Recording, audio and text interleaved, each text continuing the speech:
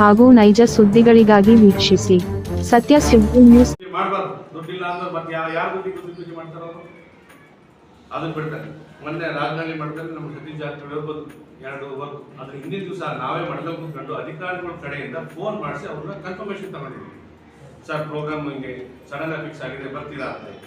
ಆಯ್ತು ಬರ್ತೀನಿ ಅಂತ ಹೇಳಿದ್ರೆ ಬರ್ತೀನಿ ಅಂದಮೇಲೆ ಅವ್ರ ಟಿಪಿ ಒಳಗೂ ಕೂಡ ಅವರು ಒಂದು ದಿವಸ ಮುಂಚೆ ಪಬ್ಲಿಷ್ ಮಾಡ್ತಿದ್ದಾರೆ, ನಾವು ಬರ್ತೀವಿ ಕಾರ್ಯಕ್ರಮಕ್ಕೆ ರಾಜಧಾನಿ ಮತ್ತೆ ಬೆಳ್ಳಿ ಪೂಜೆ ಬರ್ತೀನಿ ಅಂತ.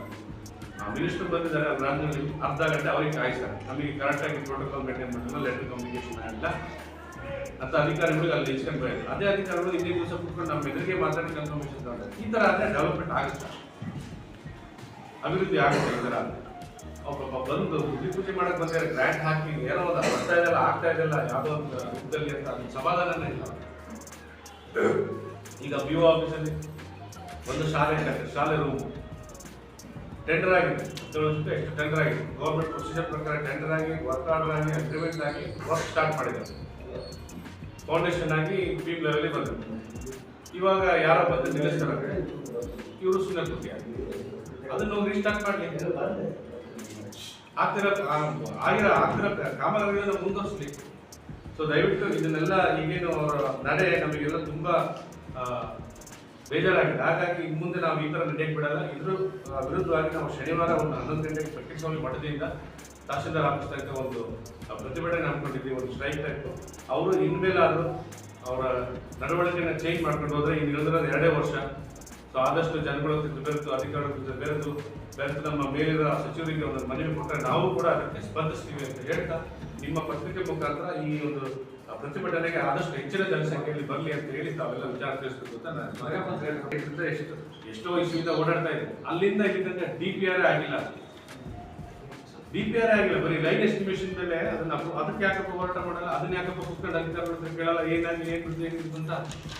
ಸೊ ಇವಾಗ ನಾವು ಮೊನ್ನೆ DPRಗೆ ಹೋದ್ವಿ. ಈಗ 6 ತಿಂಗಳ ನಮ್ಮ ಮಲ್ಲಿಕಾರ್ಜುನ ಅವರು ನಾವು ಸ್ವಾಮೀಜಿ ಹೋಗಿ DPRಗೆ ಅಮೌಂಟ್ ಸೆಕ್ಷನ್ ಮಾಡಿಸ್ಕೊಂಡು ಯಾವುದೋ ಒಂದು ಏಜೆನ್ಸಿ DPR ಕೊಟ್ಟಾಗ ಮೊನ್ನೆ DPR 114 ಕೋಟಿ DPR ಆಗಿ ಹೊರ ಬಂದಿತ್ತು.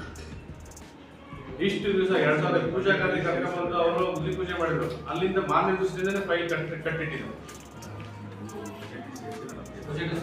ಈಗ ನೆಕ್ಸ್ಟ್ ಬಜೆಟ್ ಡಿಸ್ಕಷನ್ ತಗೊಂಡು ಸೇರಿಸಲಿಕ್ಕೆ ನಾವೆಲ್ಲ ರಿಕ್ವೆಸ್ಟ್ ಮಾಡಿ ಬಂದಿದ್ವಿ. ಈ ಮೊನ್ನೆ ಫೆಬ್ರವರಿ 11 ಬಜೆಟ್ಗೆ ಸೇರಿಸ್ಬೇಕು ಅಂತ ಹೇಳಿದರೆ ಆದಷ್ಟು ಪ್ರಯತ್ನ ಮಾಡಿ, ಈ ಥರ ಪ್ರಯತ್ನ ಮಾಡೋಣ. ಈಗ ಸಿಟಿ ಕುಡಿಯೋ ನೀರಿದ್ದು ಈಗ ಅವರು 35 ವರ್ಷದಿಂದ ಹರಿಯದಾಗೆ ರಾಜಕಾರಣ ಮಾಡ್ತಾ ಇದ್ದಾರೆ. ಯಾವತ್ತಾದ್ರೂ ಒಂದು ದಿವಸ ಸೈಕಲ್ ಕೂತ್ಕೊಂಡು ಇಂಜಿನಿಯರ್ಸ್ ಯಾವ ರೀತಿ ನಾವು ಸಿಟಿ ಕುಡಿಯೋ ನೀರು ಬಗೆಹರಿಸಬೇಕಂತ ಪ್ಲಾನ್ ಮಾಡೋದಿಲ್ಲ.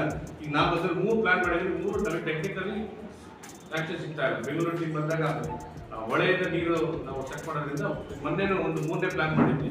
ಅದು ಕೂಡ ಅಲ್ಲಿ ಮೀನುಗಳು ಬಂದು ಜಾಸ್ತಿ ಸ್ಟೋರ್ ಆಗ್ತವೆ, ಅಲ್ಲಿ ಗೋಡೆ ಕಟ್ಟಕ್ಕೆ ಬರಲ್ಲ ಅಂತ ಹೇಳಿ ಅದನ್ನು ರಿಜೆಕ್ಟ್ ಮಾಡಿದ್ವಿ. 3 ಪ್ಲಾನ್ ರಿಜೆಕ್ಟ್ ಆಗಿದೆ. 4ನೇ ಪ್ಲಾನ್ ನನಗೆ ಸೋಮವಾರ ಬರುತ್ತೆ.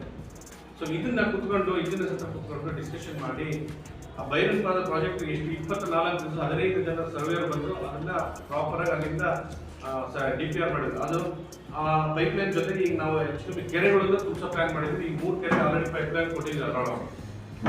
ಸೊ ಈ ಥರ ಡೆವಲಪ್ಮೆಂಟ್ ಯೋಚನೆ ಮಾಡ್ಕೊಂತ ಹೋಗೋಣ. ದಯವಿಟ್ಟು ನಾನು ನಿಮ್ಮಲ್ಲಿ ಹಂಬಲ್ ರಿಕ್ವೆಸ್ಟ್ ಮಾಡ್ತೀನಿ, ರಿಕ್ವೆಸ್ಟ್ ಅಲ್ಲ, ಇನ್ನೇ ರಿಕ್ವೆಸ್ಟ್ ಟೈಮ್ ಎಲ್ಲ ಮುಗಿದೋಗಿ ನಿಮ್ಮಲ್ಲಿ ಬೇರೆ ಥರ ಪ್ರತಿಭಟನೆ ಮಾಡಬೇಕಾದ್ರೆ ಜನ ನಿಮಗೆ ಕೊಟ್ಟಿರೋದು ಅಧಿಕಾರ ಕೆಲಸ ಮಾಡಲಿ ಅಂತ ಹೇಳಿ ದಯವಿಟ್ಟು ರಾಜಕೀಯ ಮಾಡಿಬಿಟ್ಟು ನಿಮ್ಮ ಎಲೆಕ್ಷನ್ ಬಂದಾಗ ನಿಮ್ಮ ರಾಜಕೀಯಗಳು ಮಾಡ್ಕೊಳ್ರಿ ಅಂತ ಹೇಳ್ತಾರೆ.